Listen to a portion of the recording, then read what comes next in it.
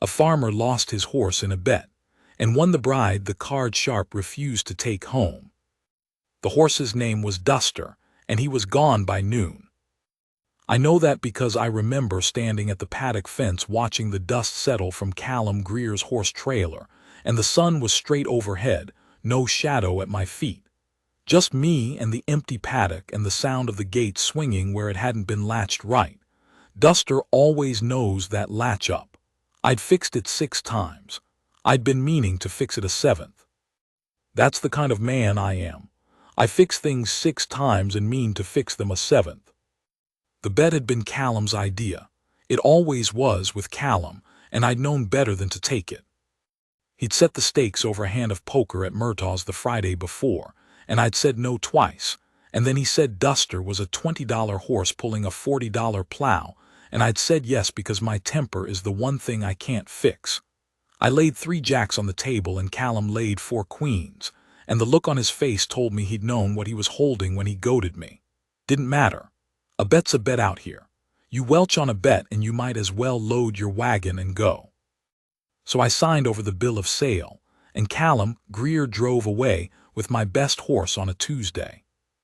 I was going to have to borrow a mule from my neighbor Hatch to finish the south field. A grown man, 41 years old, the owner of 160 acres of decent bottomland, and a farmhouse that didn't leak in more than 2 places, and I was going to have to borrow a mule. I stood at that fence a long time. What I did not know, what nobody in Calhoun County knew yet, was that the same morning Callum Greer was loading my horse into his trailer. A woman named Clara Voss was sitting in the Sweetwater train depot with a carpetbag at her feet and a letter in her hand and nobody coming. She'd been corresponding with a man named R.C. Greer for 4 months. Letters back and forth, formal at first and then a little less. He described himself as a rancher, a man of property, recently widowed. He'd sent a photograph, a daguerreotype, she said later, of a man who could have been handsome in dim light. She'd come 180 miles. The letter said he would meet her at the platform. She waited 3 hours. Then she asked the depot agent if he knew a man named R.C. Greer. The agent knew him. Everybody in Sweetwater knew him. R.C. was Callum's cousin, ran a small operation east of town, played cards worse than Callum and drank better. He'd been sending for a bride, yes. And then a week before, he'd lost the ranch in a game and ridden south and nobody'd heard from him since. She asked the agent where she might find a room. He said Mrs. Holt rented rooms if the woman was respectable, and Clara Voss looked at him in a way he evidently found hard to forget, because he told me about it 6 months later and still seemed uneasy. She said she was respectable, thank you, and picked up her bag herself. None of this had anything to do with me yet. It came to do with me on a Thursday, which is when I rode into Sweetwater on Hatch's borrowed mule to buy seed. The mule's name was Absalom, and he didn't like me any better than I liked him, and we were both in a foul temper coming down the main street when Absalom decided he'd had enough and sat down in front of the general store. Just sat down. A mule will do that. You can't explain it to anybody who hasn't seen it. You just have to wait until the mule decides to get up, and in the meantime you sit there while everyone on the street watches you and tries not to smile. Clara Voss was on the steps of Holt's boarding house across the way, and she was the only person who wasn't smiling. She was watching me serious and calm, the way you'd watch a man trying to do something difficult, like she understood. When Absalom finally stood, I tipped my hat at her. I don't know why. I'm not much of a hat tipper. She nodded back, one of those small nods that doesn't cost a person anything but somehow means something, and I tied Absalom to the post and went inside for my seed. Delbert at the store told me about her. He told me everything, the way Delbert always does, while weighing out oats. The mail-order bride, the cousin who'd run, the 3 hours at the depot. He told it without malice. Delbert doesn't have malice in him, but it was the kind of story that has edges, and I didn't like that he was telling it to me over a counter in a store where anyone could walk in. I bought my seed and went outside, and she was still on the steps. I don't know what I intended. I had Absalom who hated me. I had 160 acres and a leaky roof and no horse. I was not in any position to be introducing myself to a woman with intentions. But I walked across the street and I stood at the bottom of the boarding house steps and I said, "I'm Thomas Alt. I farm the bottomland south of here about 4 miles. She said, "Clara Voss." I said, "I know, word travels." She said, "I expect it does." There was a silence, not an uncomfortable one, or maybe it was uncomfortable and I was too tired and sore-tempered from the week to care. I said, "There's a German woman at the end of the main street who makes lunch on weekdays, 50 cents a plate. I don't know if you found it yet." Clara Voss looked at me for a moment. "I haven't." "It's good food," I said. "I was going to eat before I ride back." I paused. "You're welcome to come if you want company, or not if you don't." I meant it exactly that plainly. Some men can make a simple thing sound smooth. I've never been one of them. She picked up her bag, the carpet bag. She'd been sitting there with it and came down the steps. "All right," she said. We ate lunch. It was sauerbraten and potatoes. We didn't talk much and what we said wasn't important, but it was easy. She asked about the farm. I told her, accurate, not making it better than it was. She asked if I had family. I said no, not out here. She didn't have family either out here or much of anywhere. Her parents were gone. She had a sister in Ohio she wrote letters to. She'd come out because she'd thought she was starting something. I didn't comment on that. There was nothing to say about it that wouldn't hurt. When we finished eating, she said she needed to think about her situation. She had about $11, she said, and I respected her for saying it plain. I said I needed a cook, which was true, but it came out wrong, and I heard how it sounded and said, "That's not what I mean." She waited. "I'm not offering you work," I said. "I'm not trying to, I'm not that kind. I just meant the situation you're in seems bad, and the situation I'm in seems bad, and you're the first person I've talked to in recent memory who I'd choose to talk to again." I stopped. I'm not a man given to speeches, and that was as close as I come. I drank the last of my coffee. Clara Voss was looking at me in a way I couldn't read. Then she said, "Are you always this awkward?" I said yes. She almost smiled. It wasn't a full smile yet, but it was in the direction of one. "Tell me about the farm again," she said. "Be honest." So I told her again, more honest. 160 acres, 100 of it plowable, 2 fields in winter wheat, 1 leaky corner in the bedroom and 1 in the kitchen, a well that ran clean, a barn that was solid, no horse until I figured out how to get another one, no wife since my first had died 4 years ago, Sarah, fever 2 weeks, gone, and I'd been working the land alone since, which was no way to work land and no way to live, but a man does what he has to. Clara Voss listened. She didn't offer sympathy about Sarah, which I appreciated. People offer sympathy and don't know what they're handing you. She said, "What's the bedroom leak like?" I said, "Bucket-sized." "Where does the bucket go?" "Corner by the window. Far side from the bed." She looked at her hands a moment. "Would it offend you if I thought about it a few days?" I said no, it wouldn't. I thought about her the whole ride home. Absalom could tell I was distracted and used it to stop twice. She came out 4 days later with Hatch's son running her in his wagon because she'd asked around and Hatch was the nearest neighbor. She'd thought about it, she said, standing in my yard in the morning light. She'd looked into the train fare back to Ohio.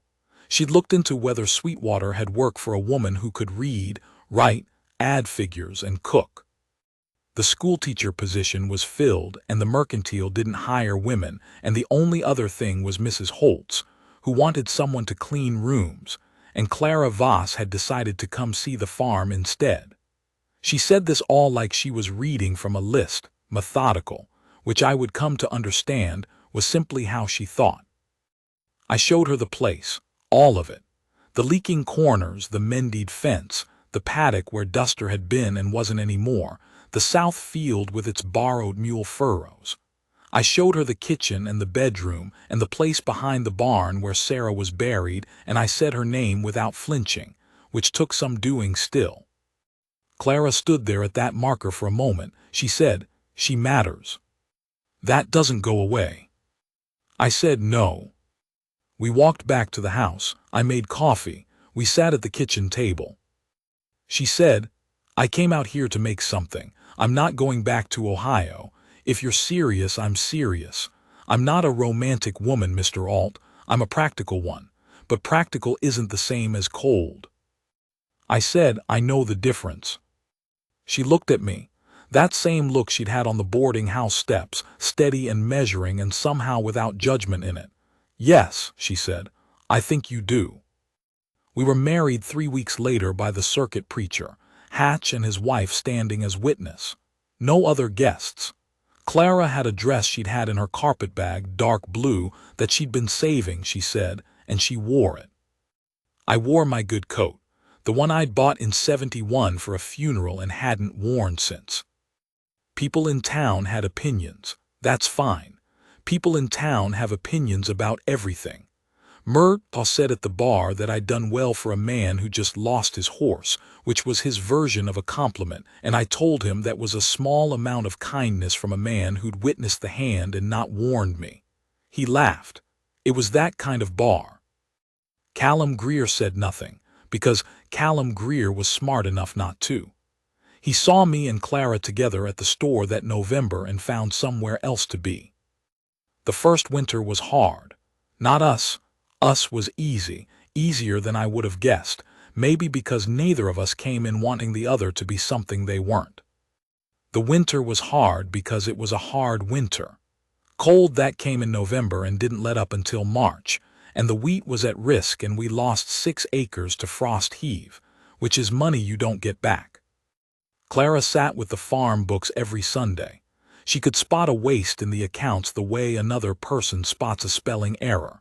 She found 2 places we were paying more than we needed to, and 1 place we weren't charging enough for what we were selling. By spring, we had a small cushion that hadn't been there in the fall, and I didn't put it there. She did. That spring I borrowed against the cushion and bought a horse. Young gelding, not Duster, nothing like Duster.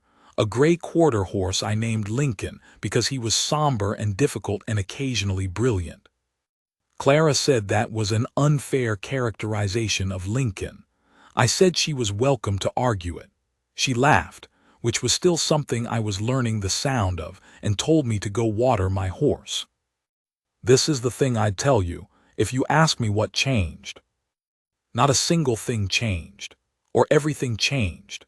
Clara didn't arrive and fix me or rescue me or make me over into something I wasn't. What she did was see what was already there and decide it was enough. That a man who fixed things 6 times and meant to fix them, a 7th was a man who kept trying. That a man who told the truth about a leaky roof and a dead wife and a lost horse was a man you could count on. I didn't know I needed someone to see that. I thought I was just farming. There was an evening that September the wheat was in, we'd had a good yield, better than the year before, and we were sitting on the porch after supper, the air cooling off fast the way it does in early fall out there, and Clara leaned against my shoulder. Just leaned. Didn't say anything.